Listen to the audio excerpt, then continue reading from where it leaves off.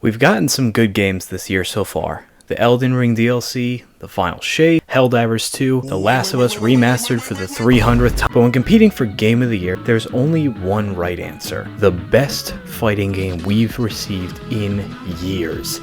Tekken 8. Tekken 8 is currently my game of the year. I know a lot of you are wondering why it's not the Elden Ring DLC. Well, hate to tell you this, but Lies of P is better. No, but as good as the Elden Ring DLC was, this game is miles ahead as far as playtime and addiction goes for me. Again, the DLC was fire, this game was just better for me though. I love this game and have been addicted for months. All in all, I have more reason to like this game than Elden Ring. It run its course, but this game is just better. But why is it better than the games released so far this year? 3 reasons.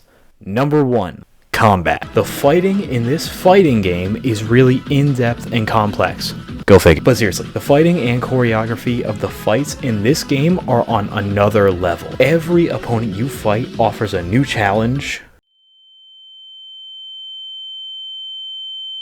most of the time, and every match is never the same as the last. You're always learning something new, even by accident. If you're unfamiliar with Tekken, let me introduce you to the scariest thing in the game. The thing so terrifying that it scares people away from this game entirely. Something that would make Deviljin have to wear his brown pants. You ready? Okay, I'll turn it off. I'm sorry you had to see that. However, that was just one character. This game is so in-depth that each character has hundreds of moves and combos that aren't even listed on the move list that they give you. There's so much customization to each person's specific playstyle that it puts games like Guilty Gear to shame. Each character in this game has a different set of grabs, jabs, air combos, tackles, fake outs, attack cancels into other attacks when you get off the ground. There's so much to this game, it's almost impossible to master every character. That's where the beauty of the beginning is. But we'll get to that later. Each character you fight against requires time and patience to learn, and when you do learn them, you have to learn your opponent and figure out the best way to counter their playstyle. Are you going to prioritize grabs like the disgusting filthy king mains that they are? Are they going to go for constant heavy attacks? Are they going to go for low jabs or maintain spacing between you two? Each match requires focus and is fast-paced, so you have to be faster. And always remember that no matter what happens, that whenever you see this dickhead to immediately disconnect and throw your console out the window just like he constantly throws. Number 2. Style. Tekken has always had versatile and very in-depth customization, and this game is no different.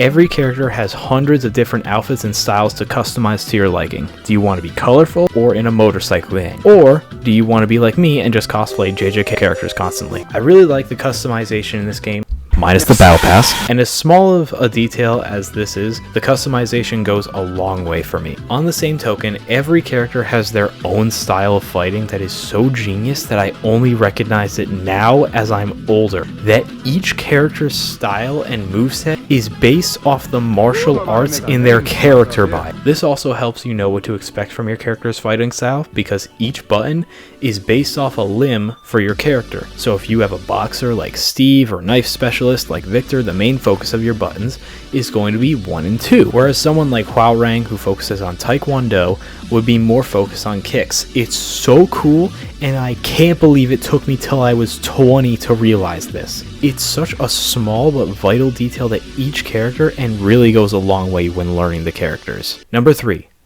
New player friendliness. When you start off, you don't have to worry about being demoted for a good while. Usually, after you get familiar with the character is when you are now thrown into the real game where you have to get competitive. However, usually, you'll just be given newer players, and if you lose, it's okay. And when you win next time, you'll just keep ranking up until you reach yellow rank. It's such an improvement since the last Tekken, and it also gives you more freedom to choose who you want to main before getting serious about the game. Also, I have to mention again that the choreography is perfect. Each fight feels badass and epic on another scale. I mean, look at this clip. It's like an action movie. And one more thing about the combos that I didn't mention, don't be too nervous about it. Once you know a character, it will almost come naturally to you with combos. I swear I'm not being paid by Bandai. If you're basically starting from scratch like me into the Tekken universe and you want to get into it, this is the game to do it. As much as I hate it and shun it, There is a feature to auto combo until you get comfortable with the character. Just know that it's only going to take you so far and won't help you forever. Bandai, one more thing.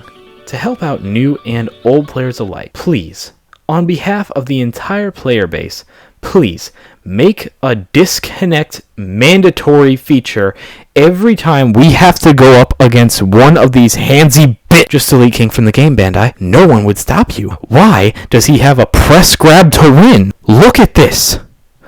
Look at this. This is from one grab. This is from one grab. 10 out of 10. Game of the year. Shadow of the Erd Tree sucks compared to this.